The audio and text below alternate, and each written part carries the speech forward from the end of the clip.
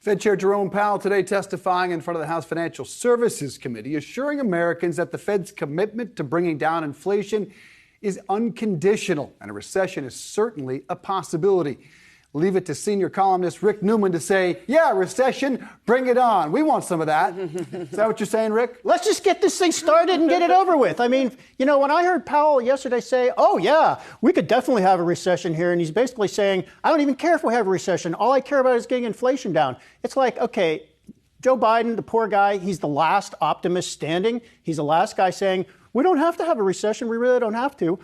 This is really getting kind of ridiculous. I mean, you know, when you have an unpleasant event coming up, like maybe it's surgery or you have to see relatives you hate, and that the dread of the thing ends up being worse than the thing itself. Yeah, right. I mean, that's what we're doing right now. We're talking ourselves into some terrible economy that's coming, whereas we're not in a recession right now. We're not. But everybody wants to be. So maybe I don't know, maybe everybody should just quit their jobs, stop spending money, get the recession started, and maybe we'll be out of it by 2023.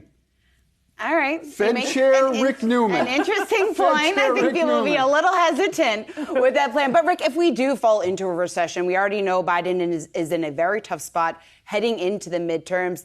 How much further does this complicate matters for the Democratic Party? Well, if you look at the fundamental economics, this is the position Biden is facing. So consumer confidence, by one measure, University of Michigan, is at its lowest ever. It's lower than after the 9/11 terrorist attacks. It's lower than after the financial crash in 2008 when the S&P fell 57%. So Americans are more bummed out than that, and we're not even in a recession yet. So let's say we do get a recession in 6 to 12 to 18 months.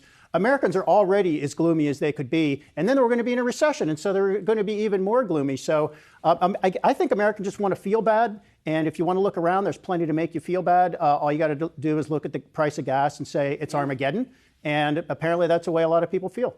And, when it comes to things like this, it's usually the guy who's in charge who gets all the Absolutely. blame. How much of the blame, though, does fall to President Biden and his policies versus some things that are out of his control? It doesn't matter, because the reality is what you just said, that most voters are not going to parse how much of whatever is bothering them about the economy is Biden's fault and how much is not Biden's fault.